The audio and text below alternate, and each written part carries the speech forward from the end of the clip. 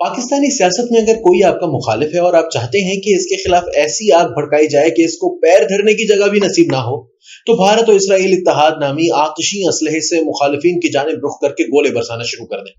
यही फार्मूला मौजूदा हुक्मरान इंतजामिया की जानिब से बारहा इस्तेमाल होता नजर आ रहा है।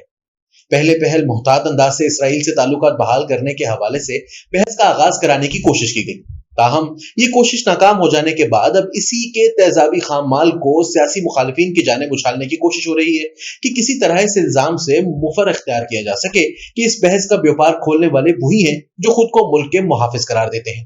इसी सिलसिले की ताजा तरीन काविश में समा टीवी ने अपने मोहसिनों का साथ दिया है और एक नामालूम शख्स को सामने लाया गया है जिसका दावा है कि इसकी क़यादत में नवाज शरीफ ने बतौर वजीर आजम इसराइल एक वफ्द भेजा था जिसका मकसद वजीर आजम की इसराइल से ताल्लुकात कायम करने की पुरजोश ख्वाहिश को अमली जामा पहनाने के लिए इम्कानात का जायजा लेना था।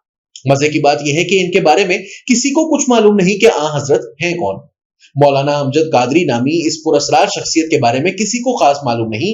खुद समा टीवी जिसके प्रोग्राम में ये दावे करने के लिए हाजिर हुए, इसकी अपनी वेबसाइट कहती है कि मौलाना अजमल कादरी के बारे में भी ज्यादा मालूमात दस्तयाब नहीं, मगर उन्होंने अपने ट्विटर अकाउंट पर खुद को जमीयत उलमा इस्लाम मीम के सरबराह और वर्ल्ड खुद्दामुद्दीन के सरपरस्त के तौर पर पेश किया है। मौलाना अजमल कादरी ने ये नहीं बताया कि ये दौरा कब हुआ, ये भी वाज़ेह नहीं कि उन्होंने नवाज शरीफ के कौन से दौर इक़्तिदार में दौरा किया। इन हजरत के कुल दावों की तफसील ये है कि समा टीवी के प्रोग्राम आवाज में मेजबान अली हैदर से गुफ्तगू करते हुए मौलाना अमजद कादरी ने कहा कि वजारत खारजा के लोग जानना चाहते थे कि क्या हम इसराइल से ताल्लुकात कायम भी कर सकते हैं या नहीं। अगर ताल्लुकात कायम करते हैं तो तमाम तर मफादात का रुख पाकिस्तान के हक में होगा या नहीं। ये एक मुतालियाती सफर था और ताल्लुकात की इब्तिदा थी।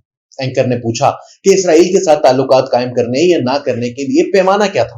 अजमल कादरी ने जवाब दिया कि जैसे भारत हमारा दुश्मन मुल्क है, इसके साथ हमारे मामला दुरुस्त नहीं, लेकिन नवाज शरीफ तिजारती पहलू को सामने रखते हुए जानते थे कि जब पाकिस्तान इंडिया से सब्जियां दुबई के रास्ते मंगवा रहा है तो अमृतसर के रास्ते क्यों नहीं।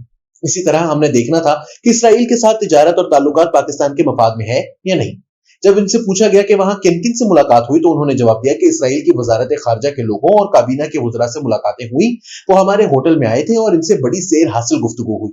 उन्होंने कहा कि ज्यादा तिजारती अमूर पर बात हुई क्योंकि पाकिस्तानी टेक्सटाइल इसराइलियों में बड़ी मकबूल है, जबकि इसराइल फर्टिलाइजर और ज़राई टेक्नोलॉजी में आगे है, इसलिए इस मामले पर गुफ्तगू हुई। अजमल कादरी के मुताबिक इसराइली चाहते थे कि सियासी और सफारती ताल्लुकात को फलस्तीन के साथ मशरूत न किया जाए, मगर हमने इन्हें यह बावर करवाया कि जब तक फलस्तीनी रियासत के कयाम के लिए हमें आला इसराइली क़यादत से यकीन दहानी नहीं करवाई जाती तो हम इस मामले पर आगे नहीं बढ़ सकते।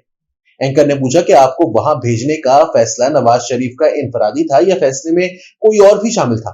तो मौलाना अजमल कादरी ने जवाब दिया कि कुछ और क्वार्टर्स ऐसे थे जिनसे मुशावरत के बाद भी फैसला किया गया।